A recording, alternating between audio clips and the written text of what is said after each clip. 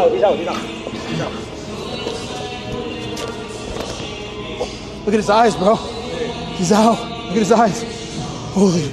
Alright, so lately Colby Covington's career has just been getting sadder and more pathetic, and you might think that I'm referring to his UFC career, but I'm actually not. Because even though Colby had a pretty poor performance against Leon Edwards in his most recent fight, I really feel like he still has fun matchups that can be made at welterweight as long as they're not in title fights. I think the sad thing about Colby as of late is that he's clearly been pursuing a new career path as an online influencer, and honestly, I think he's going about it in the wrong way. First thing that I want to bring up here is Colby's participation in Vitaly's Child Predator livestream series. This new type of livestream format has been insanely popular lately, and to my personal surprise, Vitaly brought on Colby as well as rapper Lil Pump as the featured celebrity guests for the installment that aired on August 12th of this year. Now, of course, much like everybody else with a functioning brain, I hate child predators, and although I can respect these types of operations if they're done with sincerity, the thing is, there's a ton of evidence that's come out that indicates that these streams, or at the very least key aspects of these streams, are faked. Anyways, with all of this being said, let's check out Colby's best moments during his appearance on Vitaly's livestream, and this is not going to take long at all because he legit barely does anything throughout the entire 2 hours that he was there. I mean, Colby doesn't even roll up into the livestream until over an hour into the operation, and when he first makes his appearance during the first Predator takedown, all he does is stand in the background menacingly. Not only that, this is one of the weirdest, zestiest things I've ever seen because these guys make the supposed Predator dress up like a girl and twerk on the couch, all while Vitaly and Lil Pump say some pretty weird stuff. Come here. Where's your arms at? There you go. There you go. There you go. Dress up like my bitch at 11. Come here. Yep, and you're gonna strip. Bands and you're gonna strip for us. Bands will make her dance. Where's the music at? Dance. Twerk for us. Twerk for us. Nigga, bend over. Bend the fuck over. No, stop. Come here, bend over. Twerk. You don't even deserve this money. Twerk. Twerk. Twerk. Turn around and twerk. Twerk. Come on. There you go. Turn around. There you go. Turn around. There you go. Start shaking your fucking ass. Now guess who's here? Ha! Come here. We got a special guest now. A UFC fucking champion. Colby Covington. Yeah. Look at her. We made him into our bitch. You're our bitch now. And look, my dick is out. I'm even getting hard already. I really wonder if Colby knew that all of this zesty stuff was going to go down because I'm pretty sure he doesn't want his brand tied to making other men dress up in drag and making them twerk in front of him. Then Colby finally gets his first and only proper speaking role during the second Predator takedown when Vitaly basically forces him to say something because Colby's been silent as the grave the entire time he's been on the live stream. You want to talk to him nicer maybe, or I don't know. I mean, dude, you deserve to get fucking feed into the alligators in the Everglades. That's what you deserve. Dude, your whole life is a lie. You just lie after lie. You said you're 26. You said, "Oh no, I never done this before." You're lying. You're swearing to God. You're lying on God. You think God would appreciate you lying to Him? Start being honest with yourself, man. That's why you need to call your wife right the fuck now. And guess what? You're 43. Thank you for that, because I'm gonna play some mines on stake for 43 hundo. And maybe this was all planned out or whatever because this entire live stream episode seems super staged, but at the same time, I can genuinely see Colby not knowing what to say in a situation like this because he's never been the best at speaking and improvising. And then the rest of the segment is just Colby standing off to the side while he mad dogs the pedo. And then the third pedo takedown starts, and after they surprise the guy, we see Colby try and make the Predator eat an unused condom. Eat that. But you're speaking English. This is a UFC champion. If you don't eat that shit, she's gonna knock you the fuck out. Eat that shit, bro. Open your mouth, bro. He doesn't want to fucking eat it?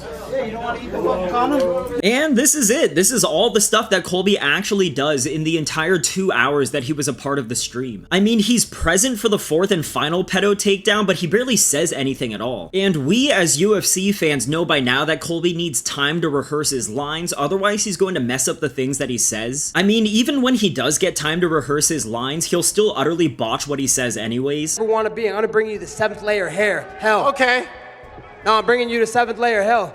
We'll say what's up to your dad while we're there. Like, honestly, I don't understand why Colby agreed to do something like this, especially seeing as he barely did or said anything at all throughout the entire live stream. And the only time that he actually did say anything at length is when Vitaly urged him to speak up because he basically was on mute the entire time that he was there. I don't know, if you're asking me, at least for this particular episode, a lot of this seems staged as fuck. And seeing as Vitaly definitely pays his guests to be a part of the live stream, I can't help but feel like he probably regrets regrets having Colby on the stream because Colby genuinely didn't do anything besides put on a tough guy face. Like, Vitaly and Lil Pump seriously had to carry Colby throughout all of these segments, and I definitely got the vibe that Vitaly got frustrated with Colby's lack of contribution to the show. And honestly, I don't blame him all that much because Vitaly probably looked at Colby's press conference moments on YouTube and he probably got fooled into thinking that Colby is naturally witty and charismatic, and when he realized that Colby actually has the charisma and wit of a piece of celery, I'm sure he felt like he wasted his money by bringing him on the show. And I know that I might sound like I'm contradicting myself by saying that these live streams are staged, but I specifically mean that the supposed predators are paid actors. I don't think that the celebrity guests are given lines to rehearse. I do think that Vitaly knows what direction he wants each pedo takedown to look like, and he lets the pedos know in advance what he wants them to do, but when it comes to the guests, I think that Vitaly eggs them on and relies on the guests' improv skills to make for viral moments. So when it comes to Colby, who has literally zero improv skills, I think that resulted in him just not knowing what to do or say throughout this entire live stream, and he ended up just being a bit of a dud. And although I'm not totally sure if Colby or any of the other celebrities that Vitaly brings on the stream are aware that these sting operations are staged or set up in advance, but regardless of if the celebrities know that it's staged or not, is this really something that you want your name tied to? Like, I agree that child predators need to be eliminated from the world, and I understand that Vitaly is probably paying his guests a pretty hefty appearance fee in exchange for just 3 hours of work, but I would personally have some serious hesitations about appearing on this live stream if I were ever asked to. I mean, first of all, it's Vitaly. This is the same guy that prior to even starting YouTube, he was a failed adult entertainment actor who went viral for not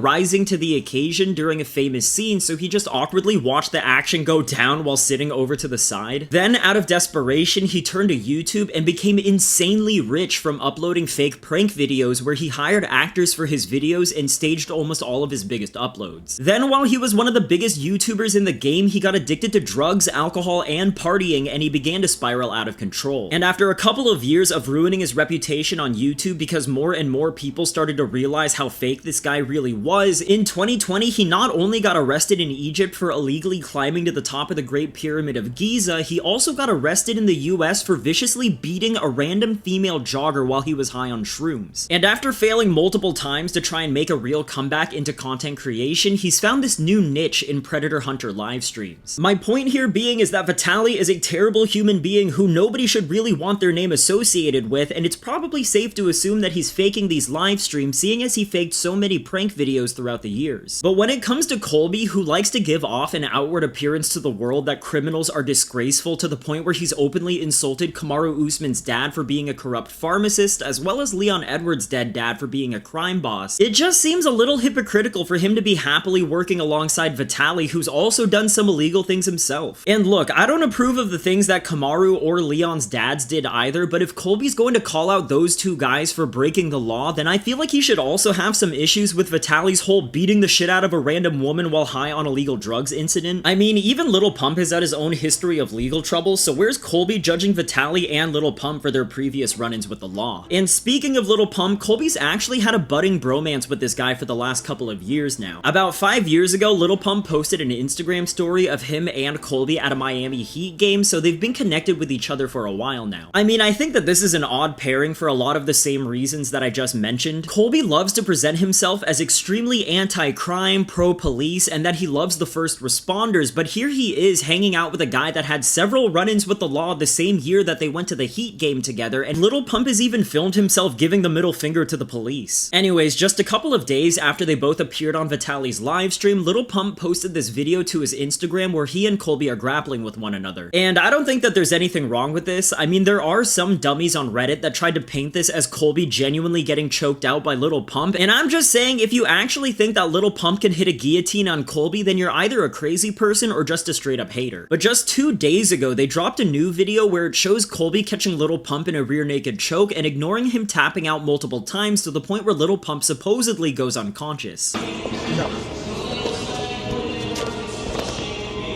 at his eyes, bro.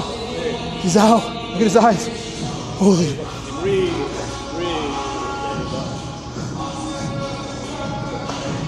Breathe. Stay there.